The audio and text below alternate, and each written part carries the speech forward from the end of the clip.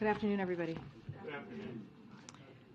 President Biden keeps his promises, and today he fulfilled a deeply important promise to bring Brittany Griner home to a family that loves her, a team that misses her, and a country that has marveled at her strength and courage. Brittany's safe return home is the product of months and months of painstaking negotiations that were the culmination of extraordinary efforts across the U.S. government. Officials from the White House, the State Department, and across the administration worked tirelessly and relentlessly to see this moment through. As the Secretary of State said publicly in July, we have been engaging in intense negotiations with Russia, pursuing many different avenues over the course of last 6 months to secure Brittany's release. And we know Brittany fought tirelessly too.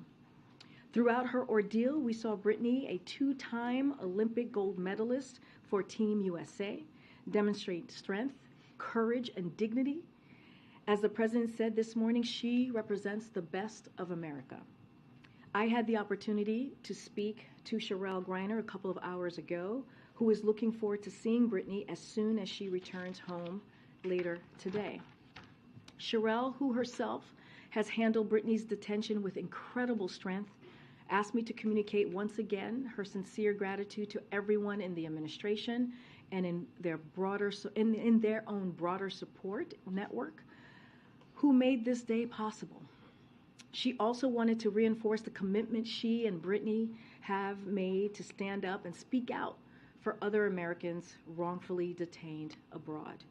While we're celebrating Brittany's return home today, we have also continued to be in touch with the Whelan family, for whom this news brings mixed emotions. In recent weeks, it became clear that while Russians were willing to reach an agreement to secure Brittany's release, they continued to treat Paul Whelan differently given the nature of the totally illegitimate charges they have levied against Paul. Unfortunately, the choice became to either bring Brittany home or no one.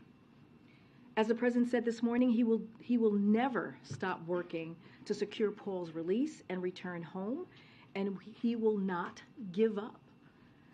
On a personal note, Brittany is more than an athlete, more than an Olympian. She is an important role model and inspiration to millions of Americans, particularly the LGBTQI plus Americans and women of color. She should never have been detained by Russia. And I am deeply proud of the work that the president has done, this administration has done, to get her home. With that, Somi. So a couple questions on Brittany Griner. In his post-election day press conference, the president said, quote, "My hope is that now that the election is over, that Mr. Putin will be able to discuss with us and be more willing to talk more seriously about a prisoner exchange." So can you discuss how precisely how the talks changed after the midterms? Did Russia seem did their posture change? Were they kind of cognizant that the campaign season was over? If you could bear with me for a second, I'm going to give you all a timeline that will answer probably many of your questions about what happens and when things change. So as you all know, over the past year, we've been pursuing many different avenues, as I just stated at the top, to secure Brittany's release. And I mentioned what the Secretary said in July. But since that time, U.S. officials continue to press Russia publicly and privately to engage in good faith negotiations, pursuing a variety of different options. In recent weeks, though, it became clear that while the Russians were willing to reach an agreement to secure Brittany's release, they continue to treat Paul differently, as I just stated, with their totally illegitimate charge that they levied against Paul. In this last week, the president approved moving forward with releasing Victor Bout in exchange for bringing home Brittany Griner. Over the last 48 hours, Brittany was moved from the penal colony where she was held in Russia to Moscow and then flown to the UAE. Bout conditional grant of clemency was not completed until today. when U.S. officials in the UAE verified Brittany was there too and ready to return to the U.S. Yesterday, U.S. officials met with Paul Whelan's family to inform them of the news, and I expect, as the President said earlier today, this President will speak with them later or when they are ready to have that conversation, understanding, and the President said this as well, how difficult of a moment this is for the Whelan family. And this morning, just to clear up some of the questions that you all have had, Sherelle had been invited to the White House for a meeting with the National Security Advisor, Jake Sullivan. When she arrived, she was welcomed into the Oval Office by President Biden, who personally delivered the news that Brittany would be returning home today. The President was joined in the Oval Office by Vice President Harris, National Security Advisor Jake Sullivan, and also Secretary of State Blinken. Once Brittany lands in the United States, she will be offered appropriate care and support from the U.S. government, including medical screenings as well. Look, I'm not going to get into specifics as to your question about what was occurring to change the minds of Russia as it relates to the midterms or doing this after the midterms. I'm not in the business of speculating how Mr. Putin thinks. What we want to make sure that is very clear, the President made a promise and he kept his promise, and not just to Brittany Griner. He's keeping his promise. He's going to do everything. His team is going to do everything that they can to secure Paul's return as well, and other Americans that are wrongfully detained abroad. And so we have seen this happen, right? Just across the President's administration, we've brought home. The President has been able to secure about a dozen wrongfully detained or hostage individuals, Americans, bringing them home. We saw the situation with Trevor Reed just this past April.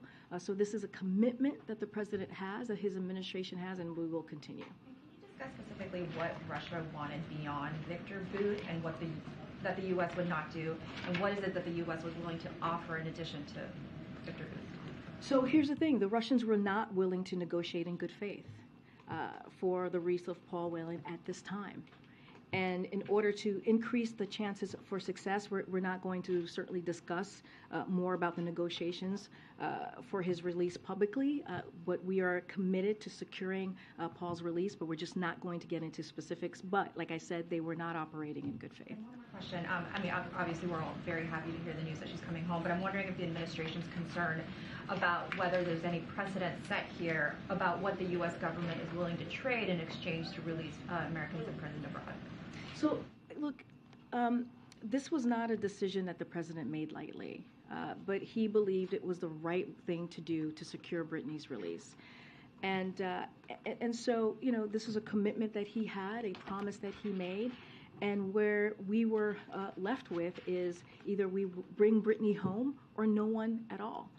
And so, I had one of my colleagues in the National Security Council said today he believed that there was a moral obligation here to get her home. This does not mean that the President will stop with Brittany. He's going to continue to make sure that we secure Paul Whelan's return as well as other Americans who are wrongfully detained abroad. Okay. Thanks, Karine. Was there a risk assessment to determine how dangerous Bout may be now that he's been released back into the world? And what is the result if there was one? How should people be thinking about the fact that this man is free? So look, again, this was not a decision that the President made lightly. Just want to be very clear on that.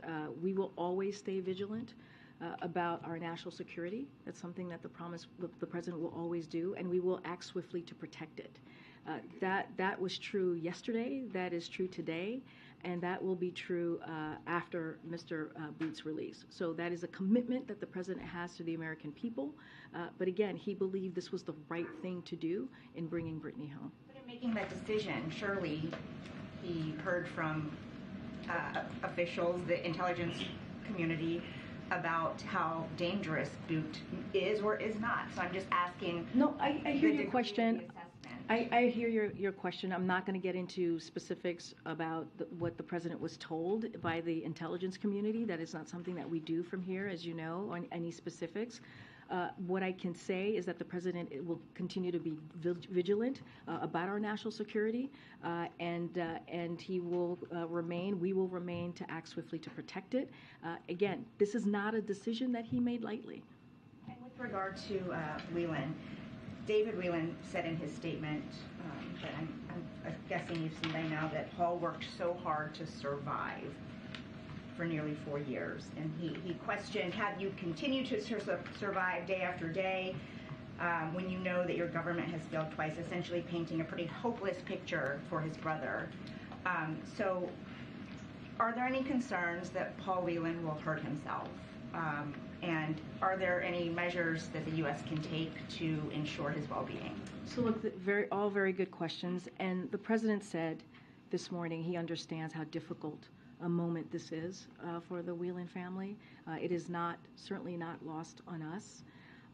As we have said, we've been speaking with the Whelan family, including today, and we're not going to certainly betray any that confidential conversation. You clearly have heard from the family directly in the statement. But look, what we are going to continue to do is we are going to continue to work to secure Paul's return, Paul's release. I think you can understand why we won't go into details, but of course, we're always concerned about the safety and the health of any American that is being held wrongfully detained and held hostage. And I'm not going to get into specifics on any future conversations that we may have with Paul and how that's going to our interaction with him is going to look like. One thing that I can say is our counselor officers in Moscow were able to make contact with Paul on December 2nd, and as we know from that time, he was feeling well. He was in good health. And just one more, and just to clarify, on December 2nd, he wasn't aware that this was happening. It wasn't until today. Yeah, he was. We have made Paul Whelan aware of the exchange that happened today. He is aware of it. On Brittany Griner, I understand how the deal went down and what the Russians were willing to give, but how do you dispel the public perception that if you are a celebrity or a professional athlete, you get preferential treatment in a situation like this? Look, I want to be very clear here, and I think we've tried to lay this out in a clear way as well. The president did, and my colleagues, as you've heard from them from the NSC. This was not a choice for us of which American to bring home. That was not the choice. It was a choice between bringing home one American or bringing home none, and we brought one home today, and that is important to note. And just like we were able to bring home Trevor Reed back in April.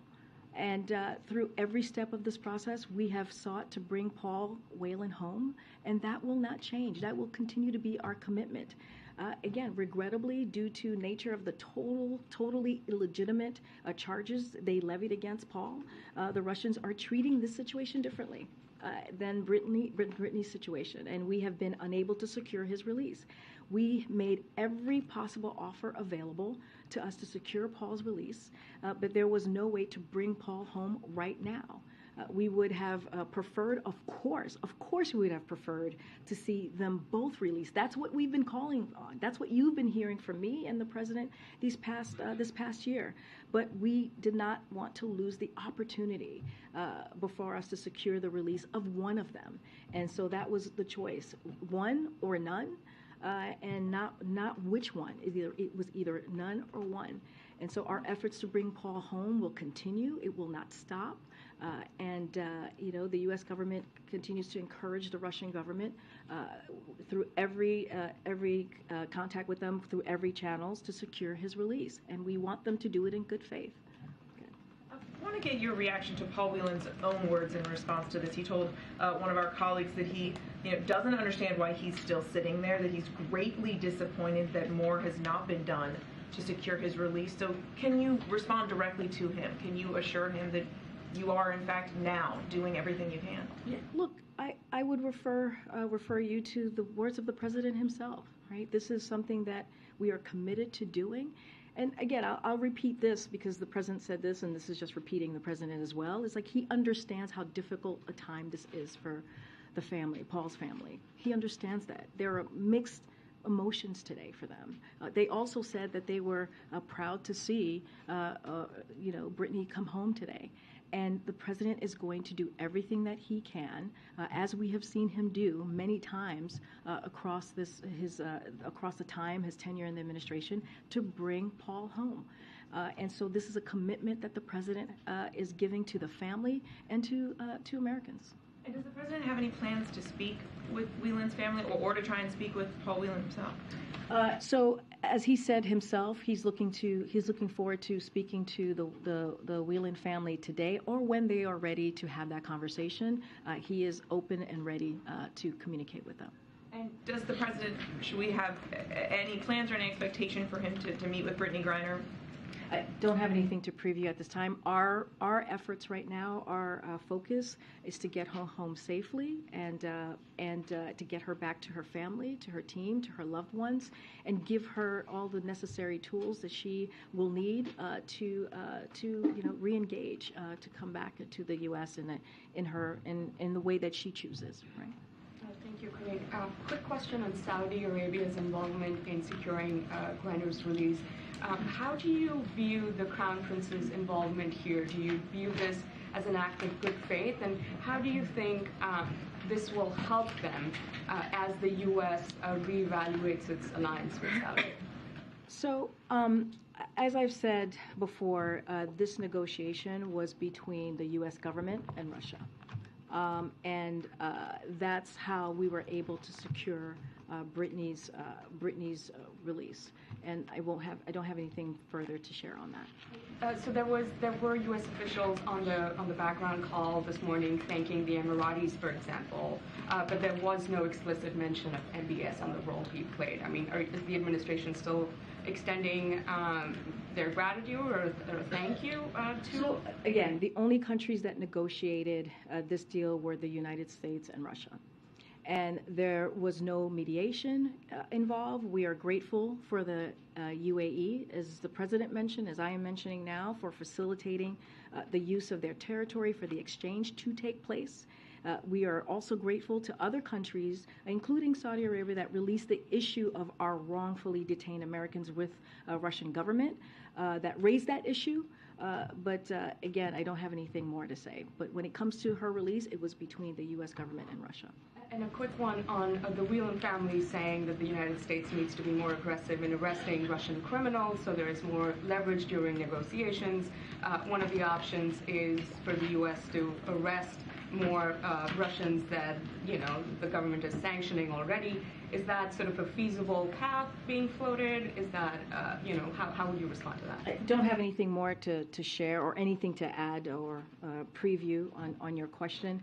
Look, as you know, the president recently put forward, the Biden administration expanded their toolkit for the U.S. government can use to make sure that as we think about hostages that are wrongfully detained Americans that are being held, to deal with that issue, including the ability to impose serious costs and consequences, such as sanctions and visa bans on governments and non-state actors who are involved in hostage-taking and wrongfully detentions. So the State Department has also introduced a new risk indicator to their travel advisories to inform U.S. citizens about the risk of wrongful detention by a foreign government in 6 countries that have regularly engaged in this practice.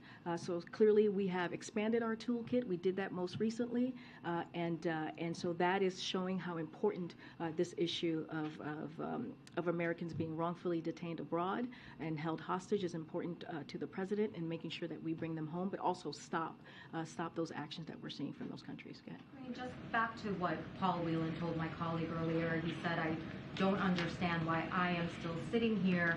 When the senior official spoke with Mr. Whelan earlier today, what was the explanation that was given to him on why he is still in a Russian penal colony? I mean, I laid it out. Paul Whelan is being treated differently. And because of a totally illegitimate charges that have been levied against him by the Russians. And, the Russians were not willing to negotiate in good faith for the release of Paul Whelan at this time. And that is the reality. That is what we've been sharing with all of you. But the president, again, is committed to securing Paul's return. Not going to get into details of negotiations of what that will look like, just because, as you could imagine, you all understand because of security reasons here. But again, this is something that we have worked on for the past several months, getting them both home. That is something that the president wanted to do, but this is what the Russians are doing. And so now we're going to continue to have those conversations and finding a way to bring him home. Can you clarify, when the Saudis say that the Crown Prince MBS was involved in mediation efforts to secure Griner's release, is that true? Look, I don't have anything else to share beyond of what I've said.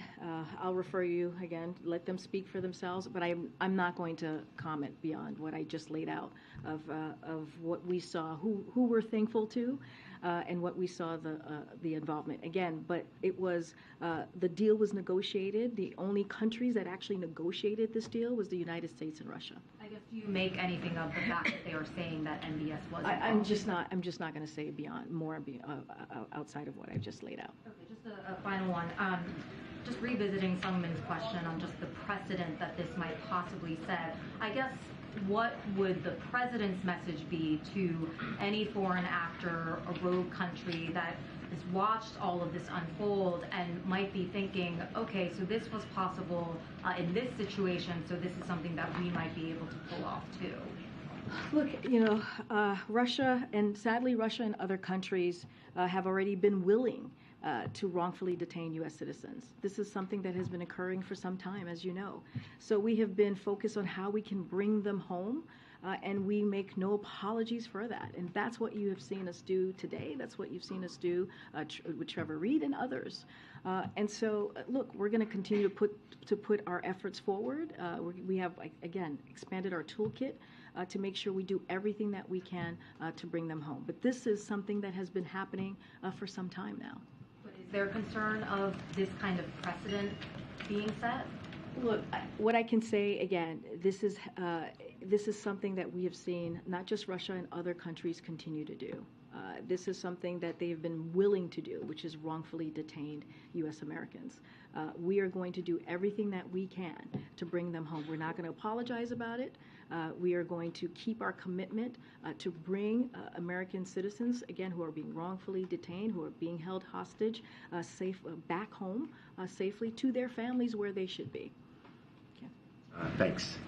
Does the White House have any indication that this negotiation is foundational or could lead to greater communication with Russia up to and including about Ukraine? So look, this release culminated after an extraordinary amount of hard work by many people just across the U.S. government, as I just laid out early on, and our national security team, obviously. It was about securing Brittany's release, pure and simple. That's what this was about. That's what this particular action was about. As we stated numerous occasions, the U.S. government engaged with Russian government through every available channel to bring Griner and Paul Whelan home. As it relates to, if you're asking me about what we're seeing in Ukraine, the invasion in Ukraine by Russia, it's not going to change our commitment to the Ukrainian people. To make sure that they are able to fight against the aggression that they are dealing with Russia, to fight for their freedom, to fight for their democracy. That does not change. But I would look at this particular issue specifically to what we were trying to do, bringing home an Americans back home safely. One more. The president indicated that he had talked to Brittany Griner. Can you give us any more details about that conversation, how long it was, what was talked about? Has he talked to her again since this morning? I don't have a new call, a conversation to read out to you at this time. We have basically has shared that this morning in the Oval Office, as I kind of gave a little bit of a timeline moments ago, when the president invited Sherelle Greiner into the Oval Office to let her know what was occurring today, that Brittany was coming home. They called, I think there's a photo out there that we tweeted, they called Brittany together along with the Vice President and Secretary Blinken, and we have shared with all of you that she was in good spirits. Don't have anything further to share, but yes, there was a conversation, I think we shared that earlier this morning, that he had with Brittany Griner when she was on her way here on the plane, when she was able to have communications to have that conversation with her wife, the President, the Vice President, and Secretary Blinken. Thanks. Just building on Clee's first question. It was a channel that worked, a channel of communication with the Russian government that was successful in reaching this agreement. Does the administration not think that that is an opportunity to make progress in other areas, whether it's Ukraine, whether it's arms? There's so many issues. Is that not an opportunity there, though? Look, totally understand the question about what else can we, what other avenues can we potentially go through after this, after securing Brittany's return home. But we just want to be, again, we want to be really clear. This was about securing Brittany's release home, yes, but it was about this particular issue, pure and simple. That's what this was about. Don't want to get ahead of any potential conversation about Ukraine. Don't want to get ahead of any conversation about arms deal. I know there's the new treaty out there. I know you all have questions about that. But this was about what the president's commitment is and has been, what the administration's work has been, which is bringing home American citizens who are wrongfully detained. And that has been our focus with Brittany this past year. On another one, you spoke, obviously we're talking about Griner. You also talk about efforts to reach to Paul Whelan's family as well as Paul Whelan himself. I just wanted to ask, have there been any similar efforts regarding American Mark Fogel, who is also in Russia, also arrested on marijuana charges? How is his case different, or why is the actions for Mark Fogel different than these? So look, we take seriously our responsibility to assist U.S. citizens abroad and are monitoring the situation. Any specifics on Mark Fogel or any others, I would refer you to the State Department for additional information on those specific cases. Every case is different. Every case, there are different ways that I can talk about them, so I don't want to get ahead of that, so I would refer you to the State Department. But you do see a difference between Griner's case and Fogel's case? No, that's not what I'm saying. I'm saying that sometimes we're not able to talk about that particular individual, and so I don't want to get ahead of that. There are reasons for that, for their own security, for their own privacy, so I would refer you to the State Department. Thanks, Karine. The president said he expected that Brittany Griner would be back in the U.S. in about 24 hours. Is it your expectation that she'll return home to Texas, or? For privacy reasons and security reasons, I'm not going to get ahead of or share any information on where she will be or where she will be landing. What I can say is she will be reunited with her family. Don't want to get, again, into details about timing or location, just to respect her family's wishes and for privacy, giving them the space and time that is needed at this moment. We would ask, we ask all of you to respect their privacy as well. But I'll share this. Typically, upon arrival, people are offered a wide range of additional support, including a full medical checkup and a mental checkup, and anything that they potentially can need to move forward. I want to ask you, as you know, there's some criticism of the release of Victor Bout, and I know you said the president doesn't take it lightly, he waited very carefully, but we are talking about a man who, when he was sentenced to 25 years, Preet Bharara, who at the time was the top federal prosecutor in New York, said that this was someone who had conspired to sell AK-47s that he knew would have been used to kill Americans, American drug agents. Law enforcement officials may not be happy with his release. What's the president's message to them and to others who say essentially that this was a bad deal, that this is a terrible man who has not fully paid his debt? So, look, negotiations for release of wrongful detainees are often very difficult. That's just a reality. In part because of the price that must be paid to bring Americans home to their loved ones, and in part because of immediate results can feel unfair or arbitrary, right, to your point. Victor Bout, who served 12 years in U.S. prison facilities after being convicted with due process, who was scheduled for release in 2029, has been allowed to return to Russia as part of this arrangement, as you all know. While, look, we celebrate Brittany's homecoming. We remain committed to seeing Paul Whelan's likewise released. Through every step of this process, we sought to bring Paul Whelan home as well. And we did so in good faith with Russians and proposing different options. And I'll say this again, we'll not stop to do that. But here it is, and I said, my colleague said this earlier today, the president felt a moral obligation to bring Brittany home. There was an opportunity to do that. It was either Brittany or no one at all. And we're not going to apologize for that. And again, this is what we were able to do to get her home, and we are not going to stop. We are not going to stop to bring Paul Whelan home as well. We're going to continue to do the work, and also other Americans who are being held wrongfully detained. Thanks, Karine. One just housekeeping off the top. Has Brittany Griner boarded the plane back to the U.S.? Yes, she's on her way. She's on her way home. Okay, so she's on the plane. Yeah, she's on the plane back. Yes. Can you help us understand, were there any other concessions that were offered as a part of this deal? Did the U.S. give anything or get anything that has not been disclosed as a part of the deal?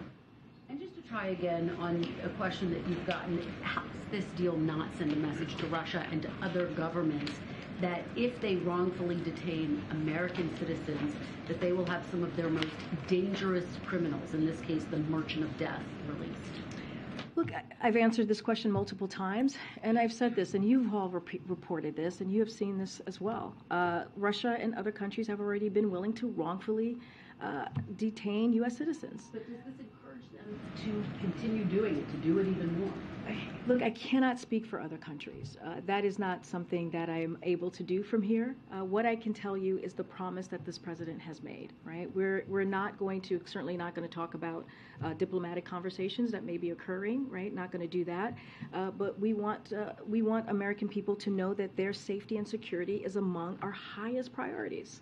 And we continue to work aggressively, using every available means to bring home all U.S. nationals wrongfully detained or being held captive here. This is a promise that the president has made, and we are not going to apologize for it. And on the statement that was put out that the governments of UAE and Saudi Arabia were engaged in mediating this deal, some have drawn a link between the fact that the lawsuit was dropped just days ago against MBS for the killing of Jamal Khashoggi. What do you say to those who see a link in this broader deal? Look,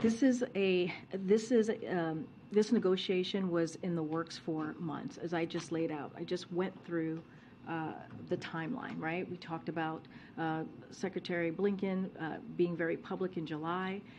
We have been committed throughout this year to bring home Brittany and Paul. And we've laid out the timeline of how this is all worked out. And this has been through painstakingly extraordinary conversations that have been had. And that has been the focus. It's been specifically on those negotiations, channels that have been clearly open, right, that were private, that were public. And I'm just not going to get into details on negotiations and what was worked through. One more quickly. Leader McCarthy has called this, quote, a gift to Vladimir Putin, saying it endangers American lives. Your message to McCarthy? Again, sadly, Russia and other countries have already been willing to wrongfully detain U.S. citizens. This is something that they have been willing to do. And what is contention? This is a gift to Vladimir Putin. What we have said, and basically I'm just going to repeat what I have been saying. The president is committed and has been very clear, and we have seen his work. Right? We have brought home people who've been held hostage and wrongfully detained over the course of his administration, and and across different countries, as you all know, as you all have reported on this. He is committed to making sure, or doing everything that he can, to bring home Americans who are being wrongfully detained abroad. And that is his commitment, to bring them home safely, to bring them back home to their families and their loved ones. That is the commitment that this president has, and that's the work that you have been seeing from this administration. Okay. Thank you, Karine. In this prisoner swap, why did Russia get such a better deal? Look, you know, I've talked about this, and I'll say this again. Here were our choices. Our choices was Brittany or no one at all. Bringing home one American or no American at all. And they that's gave up a professional athlete. We gave up a prolific arms dealer who was convicted of trying to kill Americans, who was called the Merchant of Death.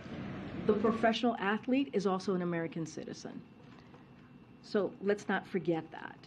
Who And deserved, an American citizen, and so we can do this all day. and I've explained how the Russians have illegally treated, totally illegitimately treated his situation. I've been very clear on that. We've laid that out for you, and again, the president felt that this was an opportunity to bring Brittany home. He is going to continue to do everything he can to bring Paul Whelan home, just like he did with Trevor Reed, just like he was able to secure Trevor Reed's release. How can you say that he's going to do everything that he can if he said just a few days ago he's not going to call Vladimir Putin until further notice? We were able to do this through different channels, right? We were able to do this through different avenues, folks from the U.S. government that were able to make that negotiation, have those conversations, and secure Brittany's return. So we have been able to do this, and the president has been committed to getting this done. We are still working to secure Paul Whelan. At this time, we were not able to make that happen, but that does not stop us. That will not stop us in making sure that Paul returns back home safely to his family. And just one other topic. You've said a few times that you really can't talk about communications between the Biden campaign and Twitter. Who is telling you that that's off limits? I've already had that conversation with you, with your colleague, I believe, yesterday. I've already addressed this multiple times this week, so I don't have anything more to add. Again, we've litigated this all week. Don't have anything to add. So not a campaign I'm going to the back. I'm going to the back. administration- I'm going to the back. Go ahead. On a different topic. So the incoming... We'll keep going. Also, we'll keep going. Oh, are you? Okay. I'm coming back. You're right. I said that I would go to the most hungover person in the room. You're right. Go ahead. That was the promise I made last night. You're absolutely right. So Go ahead. The incoming House leader has announced that he will create a select committee on China. And I wanted to get the president's thoughts about this committee. Do we need another set of eyeballs on the U.S. policies towards China?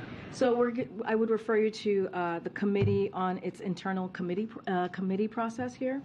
To Congress, I would refer you to. Under President Biden, we are more prepared to outcompete China, protect our national security, and advance a free and open Indo-Pacific than ever before. We look forward to continue working with Congress on these priorities who are, important issues, our top priority on this. But I refer you to Congress. But there doesn't need to be a review of the whole relationship with China? I would refer you to Congress on their internal process here. All right. Go ahead. Thanks, Karine. A few questions. First on Brittany Griner, you mentioned that Brittany is a part of two communities, the Black community and the LGBTQ plus community. There were, as you know, many advocacy groups and civil rights organizations that were rallying for her. To what degree was that helpful or impactful to the administration's work to bring her home? So look, I will just refer to you to what Sherelle said. Sherelle Griner said at the podium earlier today, right in the Roosevelt Room, and you saw her speak to the folks outside of her network, outside of the administration, who she applauded and thanked for their support. Does that matter? Of course that matters. But I want to be very clear as well. The president has been committed to this. He has shown his commitment just the past almost 2 years of his administration when it comes to bringing home Americans who have been wrongfully detained. That is something that you've seen his administration work through. So I'll leave it there. But I'll kind of relay what Sherelle said and what I repeated moments ago. And the GRIO learned that the administration has reached out to the families of victims of police violence and those who were killed by police officers to update them on the executive order that President Biden signed earlier this year in May. Do you have any update on the implementation of this executive order? So look, passing the George, let me just start there. Passing the George Floyd Justice and Policing Act has been a priority for this president, and he's going to continue to work with Congress to get that done, to get this bill to his desk so he can sign it. At the same time, the entire administration, as you're asking me, remains committed to implementing the president's executive order to help strengthen public trust and public safety. Don't have anything specific to share with you, but we are committed to executing that. Madam. Thank you. Sorry, I'll look to the back. Thank you, Karine. The sister of Imad Shagri, who was an American Iranian hostage in Tehran, gave an emotional interview this morning. She said she was thrilled for the release of Brittany Griner, but she's disappointed that neither the president nor Jake Sullivan met with her or her family. Can you say the name one more time? His name is Imad Shagri. He's an American Iranian hostage. So some people accuse the White House of double standard. Why till now she was unable to meet with anybody in the White House? And what are you doing to release Americans who were held in Iranian jail till now? You're talking about Ibrahim Amaldi, or you're talking about someone else? I didn't hear the name. His name is Imad Shagri. Okay. And his sister is called Neda Shagri. Okay. So, look, I don't know that case specifically, so I can't speak to it from here at this time. I would have to check. I would also refer you to the State Department to get an update on that particular situation.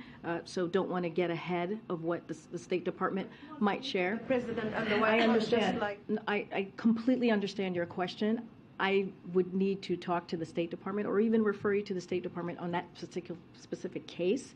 Don't have anything to share with you at this time. What I can tell you is that the President is committed and continues to be committed in getting American citizens back home who are being held, who are wrongfully detained. I don't know the specific case, so can't speak to it, can't speak to where we are internally or any outreach that has occurred. Any update on the Americans held in Iran, hostages? I don't have an update for you at this time. I would refer you to the Department of State. Okay? Thanks, Karine. Just two follow-ups on things you've said about Griner today. You've said a couple times that in recent weeks it's become clear that the Russians were willing to reach an agreement to secure Griner's release, but they continue to treat Whelan differently. When you say in recent weeks, do you mean after the midterm elections? I don't have the specific timeline for you. What I was able to share is in recent weeks. Don't have it 2 weeks, 3 weeks. I can just say for sure in recent weeks. But look, again, the president has worked tirelessly, and so has his administration wanting to get both of them home. We have said this over and over again, but regrettably, the Russians have treated Paul Whelan's situation very differently, in a totally illegitimate way, and so we're not operating in good faith. And we were left in a situation where it was either bringing Brittany home or no one at all. And so we took the opportunity of bringing Brittany home to her family and her friends, and we are going to continue to work. It's going to continue to keep it a priority to get Paul home. That made to my follow-up, which was you've also said the Russians are not operating in good faith. You said that a couple of times. What exactly do you mean by not operating in good faith? I'm not going to get into specific negotiations. All I can tell you, they're not able to operate in good faith at this time. But again, in order to increase the chances for our success, we're not going to discuss more about the negotiations for his release in public. I'm sure you understand why that we're not willing to do that. But again, we are going to continue to work very hard. The president is committed to this in securing Paul's return. Hey, Karine. Back on Mark Fogel for a second. He's doing a 14-year sentence for less than an ounce of cotton. Did you say he's been wrongfully detained? There's some lawmakers who want to classify it that way. Again, I can't speak to any individual specific case at this time. I would refer you to the State Department. Everyone has a different classification. I don't want to get ahead of what the State Department is looking to move forward, or how their diplomatic conversations, or how they're looking to move forward with that particular person. But we want Americans to know that their safety and security is among our highest priorities. Again, I don't want to get into specific individuals from here. Has the Kremlin had to give any assurances somehow that he will not go back to arming despots? I'm not going to get into negotiations from here, what was discussed. But I'm not. But that's kind of part of the specific negotiations. I'm just not going to get into specifics from here. You were asked previously about the security assessment regarding Victor Bout, and you said that the United States would stay vigilant. It sounds like the administration still sees him as a security threat, no? We're saying the question is, and the question has been placed to us, is do we have security concerns, right? And what we have said is that the president did not make this decision lightly. Just want to make that very clear. But he believed this was the right thing to do to secure Brittany's release. And we are always going to stay vigilant. That is something, when it comes to our national security, that is something that the president and his administration will do, and we will swiftly act to protect it, to protect our national security. And that is true yesterday, that is true today, and that will be true after Mr. Bout's release. So that is a commitment that the president has made. So you still have security concerns? I'm not going to, I'm not the intelligence committee here, so I'm not going to get into any intelligence about that particular individual. What I could tell you is our commitment and how this was not a decision that the president made lightly. And then on a different topic, amidst protests in China against the CCP, and after Apple changed its AirDrop feature for Chinese iPhone users, why was Tim Cook seated at the head table during the last state dinner here at the White House? I don't have any specifics on who was invited, why they were invited.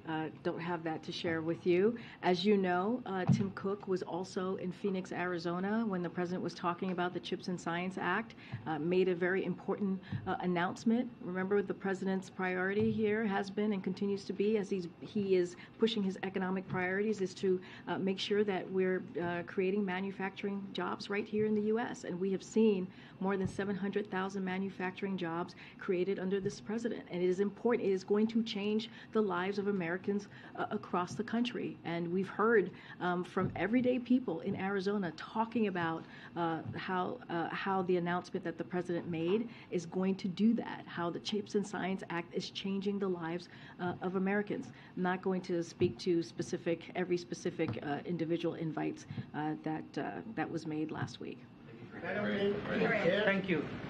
As the year comes to an end, how do you see the relationship between U.S. and India in this year, 2022? Say that again. As this year comes to an end now, how do you see the relationship between the two countries, India and U.S., in 2022? So we see the U.S. relationship with India is strong. That's what we believe. We see it as a strong relationship. President Biden and all levels of U.S. government are in touch with our Indian partners or their counterparts. We are grateful for their leadership at the last G20 and look forward to working closely with India as their new chair of the G20. So we also look forward to continue working with India on a range of important regional and global issues as well. But you don't have a U.S. ambassador to India for about 2 years now. What's the status on that? When can you have an ambassador there? So look, as Secretary Blinken spoke to this very recently, and we have a crucial, and as I just stated, a consequential relationship with India. We continue to seek the confirmation of Mayor Garcetti We want to see that happen quickly. Who, as you know, was voted out of committee with strong bipartisan support to serve as ambassador to India, and so we will continue we don't have any updates on timing, but we'll continue to push that forward. One final one. President has quite often spoken about people-to-people relationship between India and U.S. And right now, the visa wait time period for people in India and the U.S. Embassy and Consulate is more than 1,000 days. I think this is historic in nature. Is the president aware about it? What's this administration doing to address this? So I can say that the Biden administration is aware of the issues. While we have made great strides, as you know, because you cover this very closely, in recovering from the pandemic-related closures and staffing challenges, we are still working to respond to the significant demand of these visa services. That is something that we will continue to do. We are successfully lowering visa interview wait times. That's around the world. And we've doubled our hiring of U.S. Foreign Service personnel to do this important work. Visa processing is recovering faster than projected. And this year we expect to reach pre-pandemic processing levels. And any specifics or more about the visa process, I would refer you to the State Department on that. Go ahead. Can you take a question on the U.S.-Africa Summit? Can you take a question on the U.S.-Africa Summit? Karine, why is it so hard to take a question on the U.S.-Africa Summit when the president is leading 50 African leaders, the biggest gathering of leaders of his administration? Why is it hard for you to give me a question? It is not hard. I've answered. Would you let me answer the question, or are you going to? Okay. Okay. I'm trying to answer your question. Go ahead, sir. Go ahead. I just tried. You wouldn't let me. Go ahead. I had 2 quick questions. No, but I just tried, and you would not let me, sir. So your colleague is going to ask a question. Go ahead. No, I literally just tried to answer your question. You shut me down. So now your colleague is going to. Let me ask the question first before Okay. you answer. Thanks, everybody. I'll see you tomorrow. Question on the respect.